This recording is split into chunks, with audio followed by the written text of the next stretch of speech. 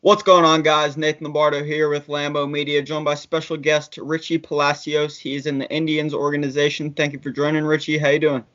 Good, bro. Thanks for having me, bro. I appreciate it.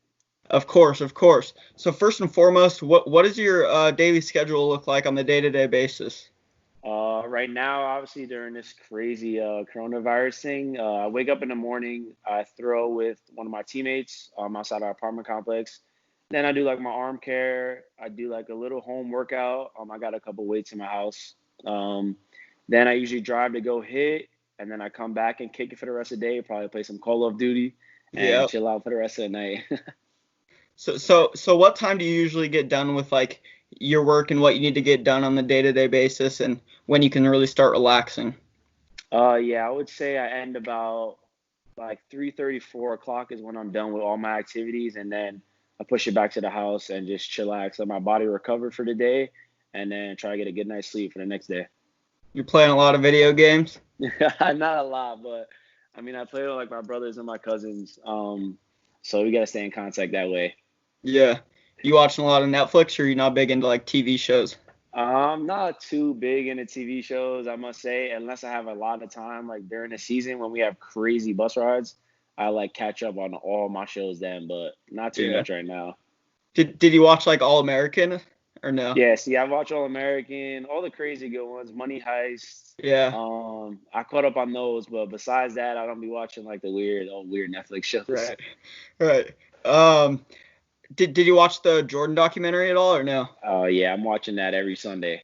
You're liking it? I get the pop. Yeah, hell yeah, I get the popcorn now, and I'm ready for that. Yep.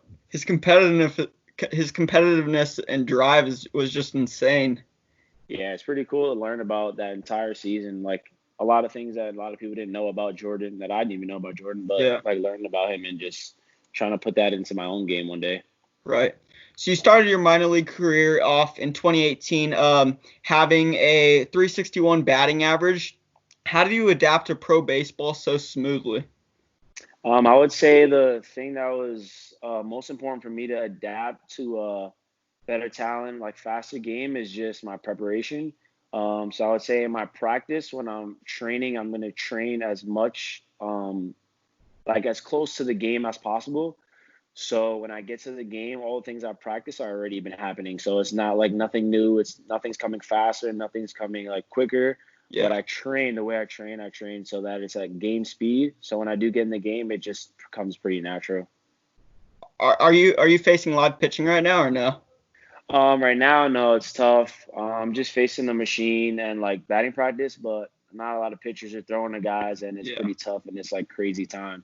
Yeah. But I do feel like soon we'll be back in the complex with things opening up more now, so then I'll be able to face pitchers and then get ready for whatever season we're gonna have. You think we'll get in the season this year? I mean, at least the major league. I think the major league is gonna happen, but minor league, I We got can't we got not to get tell you. your It's not season in. You haven't had a season since 2018. Yeah, man, I'm trying, bro, but I don't run the major leagues, bro. I Yeah. wish. Yeah. Yeah, for sure. So you unfortunately, like you mentioned a bit earlier, you unfortunately experienced a torn labrum in 2019. What was that whole process like, both mentally and physically? Yeah, obviously it was tough, because I was ready to go into my first like full season of minor league baseball, but obviously that didn't happen. So I tore my labrum. The biggest thing was just like obviously staying positive. That's like so cliche, but staying positive and having small time goals to pretty much make the process go by quicker. And I feel like my trainers helped me with that. Just looking forward to the things that I can achieve in the near future rather than just like looking to like a year from now. So I felt like Right. throughout those small goals and like staying focused and staying positive mentally, knowing that I'll be able to get better throughout that entire process is the only reason I'm here today. Right. How's it feel? How's it feeling now? Oh, it's feeling like 100%. I'm Good. throwing 100% effort, swinging 100% effort. Good. So I'm really glad that it came a long way, but it's truly feeling normal again. Good. So not only are you putting in the work on the diamond, but you're also a co-founder of the company called Built Different Athletes. What was the reason for starting that up, and when was it started up? Yeah. So my brother and I always had dreams of building a brand for ourselves. We started it right after the draft in 2018 after I got drafted. And it's pretty much just like personifying, just like having fun and enjoying your craft, no matter what it is, no matter what sport it is, just like enjoying yourself and working extremely hard so that you can really have fun when you're playing the game, whether it's basketball, football, or whatever it is, just like enjoying it and being creative. And I felt like we've learned that throughout like the New York City culture, which like a very diverse culture, and just like enjoying yourselves on and off the field and building relationships with the people around you. And I Right. feel like that's pretty much personifies the entire brand. So we're just going with that, just sticking with it, staying focused, trying to motivate the youth to follow the path that we're still trying to achieve and continue with that. Right. So is it just you and your brother? It's me and my brother, and we have two of our friends that we've grown up with that specialize in certain things that help us as well. That's sick. That's sick. So we were talking about a bit about mental toughness when we were talking about your torn labrum a bit earlier. You obviously missed the 2019 season due to that injury. And then obviously the 2020 season is being cut short due to this pandemic, and you guys might not even have a season. How have you stayed mentally tough through those situations? Yeah, it's pretty much just going back to that same mindset of what I had to recover with through my injury is just like thinking about like how I can get better in this current process. Like there's not much I can control about whether we play or not, but what I can control is if I wake up in the morning and get my work in and take care of my arm, take care of my swing. Right. Hopefully that even if we don't play a season this year, like this work that I've been putting in now is gonna develop me to be a better player at the end of the day. So Most definitely. Do you yeah. think spring training definitely helped with that in your preparedness, or were you still Yeah.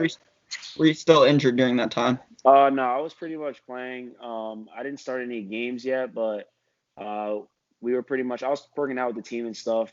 Yeah, those days are long, those spring training days, because there's a lot of guys there. But yeah, just working with all the coaches that I've had throughout the Indians organization and my teammates has definitely helped me throughout that spring training. Yeah. Would you say Monday to Sunday of spring training is more tiring than Monday to Sunday of minor league baseball season, or no?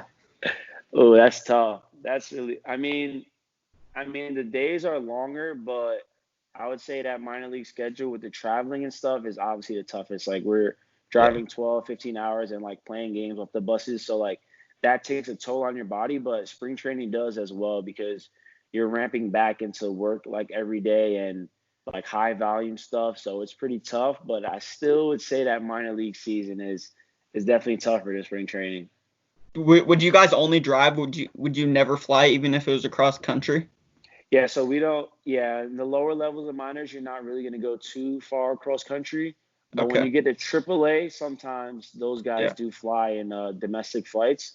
Right. But all that before that, up to AA, you're just driving to the teams you're going to play against. Right. And to wrap it up, obviously you've had some special moments in your career already thus far, and hopefully more to come. What would you say your most memorable moment of your career has been thus far? Ooh, that's a tough one. I'm torn between two right here. Uh, ah, one I would say was probably my walk-off grand slam in college, my junior year, which was like awesome. Because a lot of my family was actually there to watch that. But I would probably say, my first year in the minors, I got to play in New York City, and like all my friends and family were able to come watch me play against the Staten Island Yankees. So I hit a homer that game. So I feel like that was like the craziest thing because I was finally able to play like professionally in front of like a lot of friends and family. Yeah. So and everyone was like cheering crazy, and that was like a really special moment, I guess, in my career so far. Is all your family in New York? Yeah, most of my family's in New York City. Yeah, and you're in Arizona, you said, right? Yeah, I'm in Arizona right now. Yeah. Yeah, that's sick. So that wraps up all my questions, Richie. I thank you for joining. I wish you all the best. Stay safe and healthy and keep balling out. And Thank, hopefully the season comes back so you can prove what you got and prove how you improved. Amen to that, bro. Thanks for having me, bro. I appreciate it. And let me know if you need anything. All right, bro. Yeah, for sure. Thank you, bro. All right, later.